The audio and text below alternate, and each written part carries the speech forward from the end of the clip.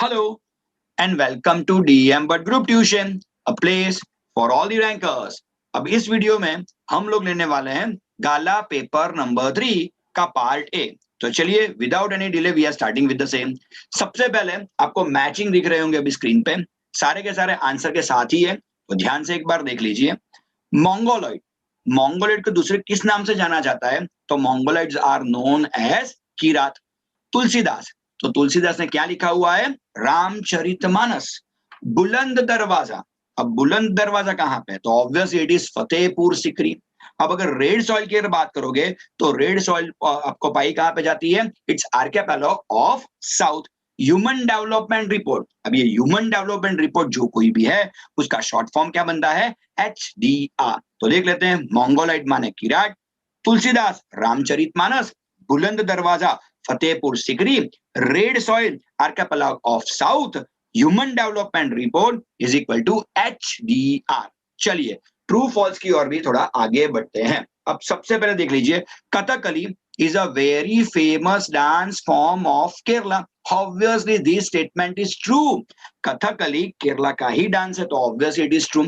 अगर यहाँ पे कुचिपुड़ी होता तो पीछे केरला की जगह पे आंध्र प्रदेश होता, obviously. Okay, the library area, ध्यान से पढ़िएगा इसे, the library area of Takshashila university was known as Dharmaganj. अब यहाँ पे अगर देखोगे तो धर्मगुंज तो सही लिखा हुआ है, लेकिन यहाँ तक्षशिला नहीं आएगा, यहाँ आना चाहिए Nalanda. So that's why this statement is false. तो ये जो कोई भी स्टेटमेंट अपना है, ये स्टेटमेंट बिल्कुल फॉल्स वाला है। क्यों? यहाँ के तक्षशिला दिया गया है, तक्षशिला के जो भी लाइब्रेरी एरिया है उसको धर्मगुंज नहीं बोलते थे। नालंदा यूनिवर्सिटी का जो भी लाइब्रेरी एरिया था वो धर्मगुंज के नाम से जाना जाता था। तो you should remember all this things, कभी भी जल्दबाजी में ये सारी चीजें मत करना। चलिए we are going for the number 8।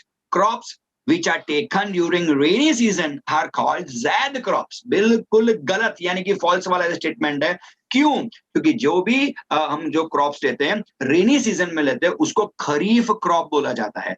Zaid crops तो जो समर में लिए जाते हैं उसको हम जैद क्रॉप्स बोलते हैं। ओके, चलिए 9 पे चलते हैं। Petrochemicals is the main inorganic chemical industry. अब ध्यान से जरा देखिएगा, इसमें बहुत सारे बच्चों को दिक्कत हो जाती है। इनऑर्गेनिक, अब देखो पेट्रोलियम जो कोई भी है वो बिल्कुल इनऑर्गेनिक सी चीज नहीं है, इनऑर्गेनिक सी चीज है, फैक्ट्रीज में बनती है। क्या पेट्रोलियम, डीजल, ये सारी चीजें क्या आप बना सकोगे फैक्ट्री में? बिल्कुल नहीं। तो ये बिल्कुल ऑर्गेनिक वाली चीज है, तो this statement is again false. चलिए नंबर 10 पे चलते हैं। Gujarat has lowest poverty rate. Okay, भले ही हम गुजरात से बिलोंग करते हो लेकिन ये बात सच नहीं है, दैट्स अ फॉल्स। ओके, सबसे लोएस्ट वाला अगर आप देखोगे पॉवर्टी रेशियो तो वो गोवा का है, that is 5.09%। Okay, so obviously we can speak like this कि सबसे लोएस्ट वाला पॉवर्टी जिसका है देश में तो वो गोवा है, गुजरात नहीं है। ओके, चलिए अब चलते हैं आंसर इन शॉर्ट की तरफ। विच महोत्सव is celebrated in Vadnagar? अब यहाँ पे लिखा हुआ है which महोत्सव is celebrated in Vadnagar, that is none other than Tanariri। okay, जब भी कभी वडनगर जाएं तो obviously you must visit this place। okay, तो obviously और वडनगर से हमारे नरेंद्र भाई मोदी भी हैं, तो obviously you must visit that place। okay, so which महोत्सव is celebrated in Vadnagar? that is Tanariri। चलिए 12 नंबर के और आगे बढ़ते हैं। what is the main composition of Shankaracharya? तो दैट इज भाष्य। ओके, भाष्य मैंने आगे भी मेरे वीडियोस में ये बताया हुआ है आपको कि जब भी कभी आप कभी भी एमसीक्यूज की या ऐसे आंसर इन शॉर्ट्स की या पार्ट एक ही बात करें तो किस व्यक्ति ने कौन सी बुक लिखी हुई है ये सारी चीजें आपको आनी ही चाहिए, ये आएंगी ही आएंगी ये सारी चीजें बोर्ड में। चलिए 13 पे बढ़ते हैं आगे। Which type of soil contains less proportion of nitrogen and humus? that is none other than alluvial soil। वो कौन सी सॉइल है भाई? alluvial soil है। तो alluvial soil में अगर आप देखोगे तो नाइट्रोजन और ह्यूमस का प्रोपोर्शन काफी मात्रा में कम रहता है, तो obvious that is alluvial soil। Okay, चलिए नंबर 14 की ओर आगे बढ़ते हैं। who decides about increasing and reducing the supply of money in India? that is Reserve Bank of India means RBI। अब SBI लिख के मत आ जाना। ओके, आजकल बहुत सारे जोक्स बन रहे हैं, बहुत सारे व्हाट्सएप स्टेटस बन रहे हैं इस SBI के लिए, तो SBI लिख के मत आ जाना, इट इज RBI। शायद ऐसा हो जाए कि आपको MCQ फॉर्मेट में पूछा है अगर एमसीक्यू फॉर्मेट में पूछे तो आरबीआई भी होगा, एसबीआई भी होगा। ओके, सो उस टाइम पे you must remember reserve bank of India ये सारी चीजें डिसाइड करता है, तो obviously that the answer is RBI. Okay, चलिए थोड़ा और आगे बढ़ते हैं, फिल इन द ब्लैंक्स की तरफ। Okay, blank was the name of the city of ancient Gandhar. अब गंधार की बात चली है तो ऑब्वियसली द आंसर, यहाँ पे 3 ऑप्शन है, Takshashila, Nalanda, Vallabhi, and the answer is Takshashila. Okay, चलिए 16 की ओर आगे बढ़ते हैं। The 24 feet high Vijay Stambh weighing 7 ton which was built by blank is an extinguished example of metallurgy। Okay, अबे किसने बनाया था ये? ओके, राइट, ये विजय स्तंभ किसने बनाया था? तो that person is none other than Chandragupta two. Okay, चलिए 17 पे आगे बढ़ते हैं।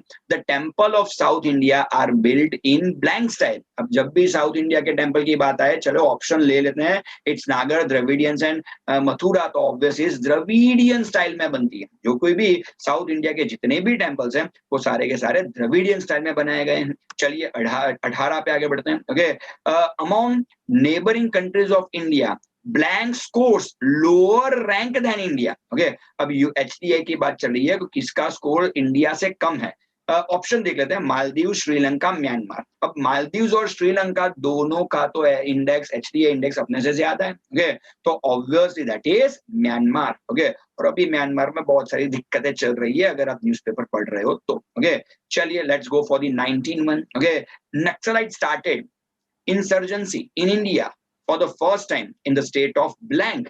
चलिए सबसे पहले ऑप्शन ले लेते हैं। ऑप्शन है वेस्ट बंगाल, आसाम और बिहार।